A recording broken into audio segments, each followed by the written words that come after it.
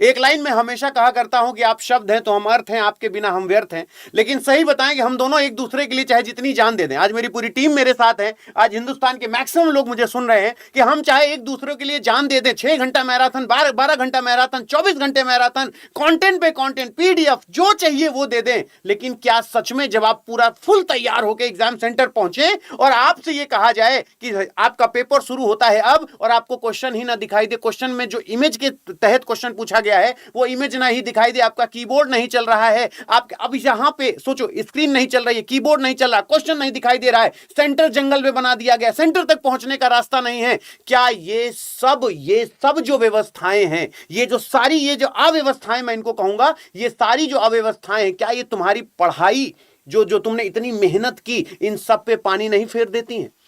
और मैं आपको अभी भी बताता हूं कि ये जो चीजें आपने देखा है, अब इस पे एक बहुत बड़ा आगाज होने जा रहा है, और ये याद रखिएगा पूरे हिंदुस्तान के बच्चे दिल्ली में इकट्ठा होने जा रहे हैं। मैं आपको बता दूं कि मैं एक लाइन हमेशा सबके साथ कहता हूं, मेरी पूरी टीम ये बात कहती है, और मैं ये कहता हूं कि हमारी सूरतें अलग हों लेकिन हमारा आईना एक है, हमारे चैनल्स अलग हों लेकिन आईना एक है। याद रखना, कोई अलग अलग चैनल पे पढ़ा रहा है, कोई मुखर्जी नगर से पढ़ा रहा है, कोई गुड़गांव से पढ़ा रहा है, कोई पटना से पढ़ा रहा है, कोई इलाहाबाद से पढ़ा रहा है, प्रयागराज से पढ़ा रहा है, कोई कानपुर में है, कोई बरेली में है, अलग अलग शहर से लोग पढ़ा रहे हैं। लेकिन किसी भी टीचर से अगर आप पूछो कि आपका प्रथम उद्देश्य क्या है, तो आपको लगता है कि बस बच्चे की सफलता की कहानी में एक छोटा सा नाम हमारा भी जुड़ा हो, और बच्चों की सफलता अगर रुकेगी तो हम अपने लहू का एक एक कतरा बहाने के लिए तैयार हैं। और एक चीज मैं बता दूं कि जब आपको जितनी हमारी जरूरत पड़ेगी उससे कहीं ज्यादा हम आपके साथ हैं। साथियों, एक बार सभी लोग जय हिंद लिखो, और मैं आज आपको यह बताता हूं कि आज हम क्यों इकट्ठा हुए हैं।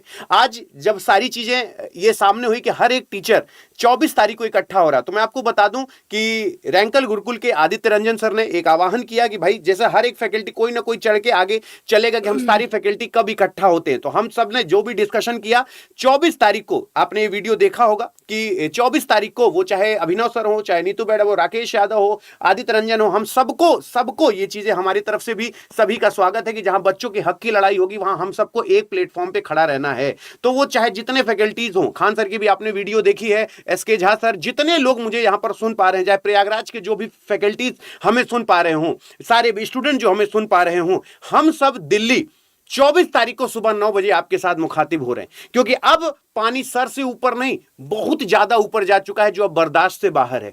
अब सिस्टम में सुधार करके मानेंगे, वरना उस लड़के की हाय जिसका जो सोचो लास्ट अटेम्प्ट है, इसके बाद अब उसके जीवन में कुछ नहीं बचा, और इस अटेम्प्ट में उसका कीबोर्ड नहीं चला था, इस वजह से उसका सिलेक्शन नहीं हुआ। आप उस चीज को महसूस भी नहीं कर सकते जिसके कंधों में, एक बार एक लाइन हम लोगों ने देखा होगा, साहिल ने एक बार एक लाइन इस्तेमाल की थी कि 18 साल की उम्र में जब कोई नौकरी के लिए निकलता है ना, तो मानसिक रूप से 30 साल का हो चुका होता है, क्योंकि उसकी मां बचपन से कह रही होती है कि बउआ अब ये पूरा परिवार तुझे संभालना है, तुझे देखना है। तो दोस्तों, अब बच्चों के सपने मरने नहीं देंगे। 24 अगस्त को दिल्ली चलो का नारा है, और 24 अगस्त को हम सब मिल रहे हैं। क्या कहेंगे साहिल सर? बिल्कुल सर, सही बात आपने बोली है। और मतलब मैं आपको एक चीज यहाँ पे, जैसे अभी आपने बोला ना कि बच्चा कोई तैयारी करके जाएगा और वहां देखेगा उसका सिस्टम नहीं काम कर रहा है। बिल्कुल। और समस्याएं सिस्टम तक नहीं रही, अभी कुछ प्रूफ्स ऐसे भी आए जहां पर पता चला कि एनी डेस्क के थ्रू कुछ बच्चों का पेपर सॉल्व कर रहे हैं बाहर से बैठ के।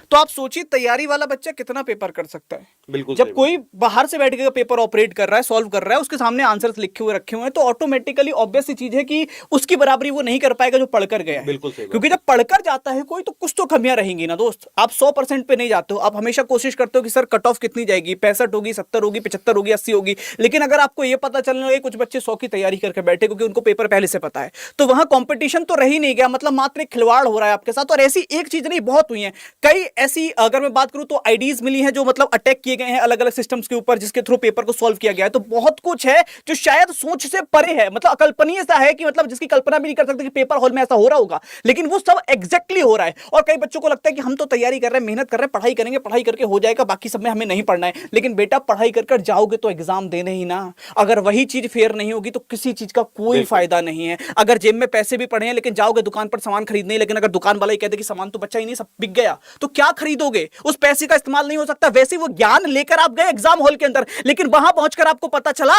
कि पहले ही सब बिक चुका है, तो दोस्त उस ज्ञान का कोई फायदा नहीं हो जाएगा। तो इस चीज के उसके लिए अब बात सिर्फ इतनी सी नहीं रह गई कि एक चीज दो चीज खराब हो, अब पूरा सिस्टम खराब हो चुका है और अब उसके सुधार की बहुत बड़ी आवश्यकता है। पिछली बार हम लोगों ने आपको नहीं बुलाया था क्योंकि वहां पर सिर्फ एक कोशिश ये थी कि शायद बातचीत के दौरान चीजें सही होंगी, लेकिन वो चीजें सही नहीं हुई। उसके बाद में सिलेक्शन पोस्ट के बाद अगर मैं बात करूं, स्टेनोग्राफर का एग्जाम हुआ, वहां कुछ भी ठीक नहीं था। आज मैं क्वेश्चन देख रहा हूं, वहां क्वेश्चन था सर कि कुछ मैथ का क्वेश्चन था, 3:8 करके कुछ दे रखा था।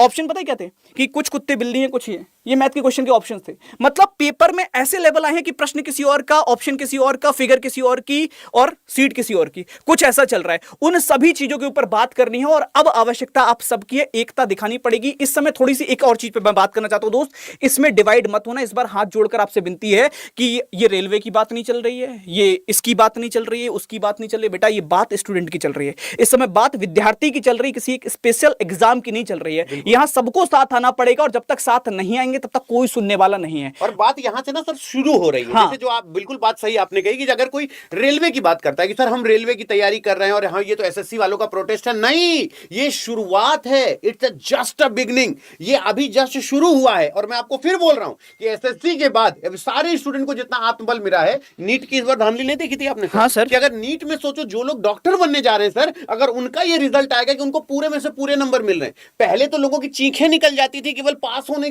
को लेकर, अब पूरे के पूरे नंबर मिल रहे हैं, तो सोचो आने वाला सिस्टम होगा कैसे। तो दोस्तों इस सिस्टम पे सुधार तो चाहिए और चाहिए और चाहिए ही रहेगा। और एक बार मैं फिर से ये सभी को ये मैसेज देना चाहता हूं कि पूरे हिंदुस्तान का जो भी टीचर हमें सुन रहा है, मैं आपसे फिर कहता हूं कि हम कभी इस तरीके से नहीं करते कि हम उनकी छत्र छाया में हम ये लोग ये लीड करें। आप बच्चों के लिए जो भी लीड करेगा हम हमेशा उसके साथ खड़े रहेंगे, जो भी हमारा आह्वान करेगा, जो भी हमको बुलाएगा कि नहीं सर, और जब भी हमारी जरूरत पड़ेगी और हमें आगे बढ़कर होना पड़ेगा, अगर कोई भी नहीं होगा लीड करने के लिए तो हम सब उस जगह तैयार रहेंगे। लेकिन हमें हमेशा यह लगता है कि जब ऑफलाइन की बात आती है, अलग अलग जगह पे बात आती है, तो कोई अगर ये पहल आदित्य रंजन सर ने शुरुआत की जहां पर हमने देखा कि 24 तारीख को सुबह 9 बजे रामलीला मैदान में इकट्ठा होने के लिए कहा गया, तो हमने एक चीज हमेशा कही है कि टीचर हर एक तरीके से जो अगर आपसे 2 रुपए भी लेता है ना, वो हक अदा करने के लिए खड़ा रहता है। और इस आंदोलन में जहां पर पूरे हिंदुस्तान के टीचर, मैं जितने लोगों का नाम याद कर सकता हूं, जितने मेरी पूरी टीम जानती है, मैं उन सबको ये जरूर कहूंगा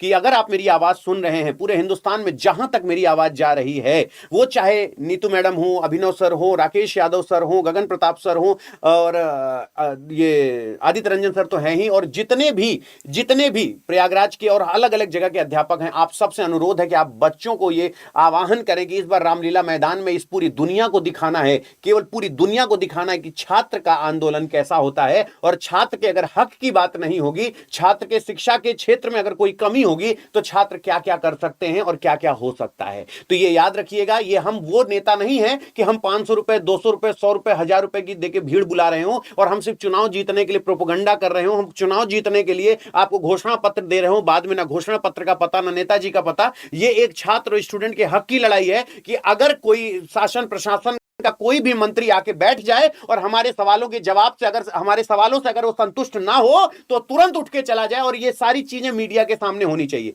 मैं ये चाहता हूं कि पूरे हिंदुस्तान के जो भी टीचर्स हैं, जो हमारे गणमान्य टीचर हैं, वो लाइन से बैठे रहें और हम लोग जब उनसे ये सवाल कहें कि क्या ये सही चल रहा है, अगर वो इसका काउंटर देने के काबिल बन जाएं, हम जितनी चीजें लेकर उनके सामने बैठ रहे हैं, अगर वो इसका आंसरेबल अगर हो, इसका आंसर देने के लिए तैयार हो और उनके पास इसका आंसर हो, तो आप जो कह देंगे मैं सर थारूंगा। सिस्टम में फॉल्ट है, ये वो भी मानते हैं। क्योंकि ये बात पता है साहिल भाई, ये कब हमें पता चलता है?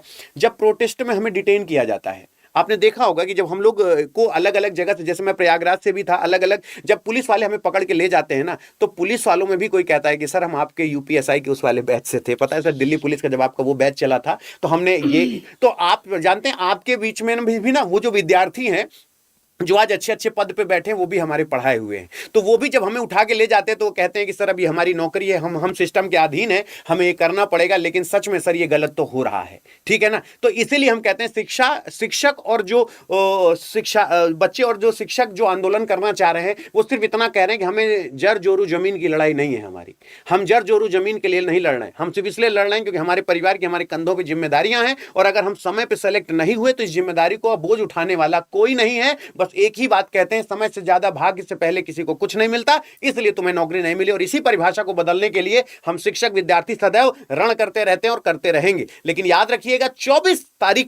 24 अगस्त को सुबह 9 बजे रामलीला मैदान, और मैं बता दूं ये येलो लाइन मेट्रो स्टेशन नई दिल्ली रेलवे स्टेशन जो है, नई दिल्ली रेलवे स्टेशन के पास ही है, तो वहां पर आप सभी आ सकते हैं। क्यों शानू सर? और हमारे साथ हरिओम सर भी हैं, हमारे साथ पवन सर भी, आज पूरी टीम सिर्फ इसलिए, क्या कहेंगे सर? अब बच्चा पढ़ाई करे या सिस्टम से लड़ाई करे? बिल्कुल समझ में बात ये रही थी कि यार कितनी मेहनत कर लो आप, और मेहनत करके मिलेगा क्या? आप सेंटर पे पहुंचते हो, जैसा अभी अतुल सर ने कहा, सेंटर पे पहुंचे, वहाँ पता चलता है कि यार आपका पेपर आज नहीं होगा, 3 दिन बाद होगा। एक बच्चा अपने घर से 1000 किलोमीटर दूर जाता है और एग्जाम सेंटर पे जाने के बाद पता चलता है कि यार आपका पेपर 2 दिन बाद होगा। सोचो, जो बच्चा एक मिडिल क्लास फैमिली से आता है, जिसके पास 1000 रुपये नहीं थे एग्जाम हॉल तक जाने के लिए, अब उसे 2 बार ट्रेवल करना पड़ेगा, क्या वो बच्चा जा पाएगा? पहली मांग तो ये भी होनी चाहिए कि यार किसी बच्चे का एग्जाम सेंटर इतनी, वो एक अलग बात हो चुकी है।